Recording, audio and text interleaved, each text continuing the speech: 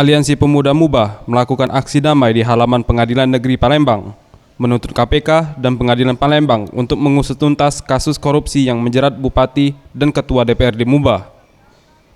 Menurut Raka, koordinator aksi mengatakan, kepada Pengadilan Palembang dapat menjatuhkan vonis yang seberat-beratnya untuk pejabat Mubah yang terbukti melakukan korupsi dan membongkar secara tuntas keterlibatan semua pihak yang terbukti menerima uang untuk pengesahan APBD Mubah.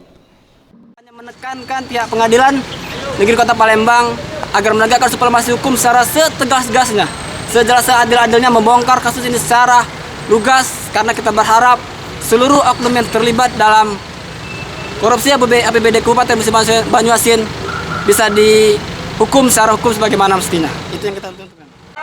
Korupsi APBD Musi Banyuasin.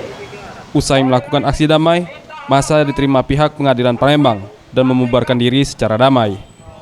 Farel Lusatria, Seption Rizky, Sriwijaya TV.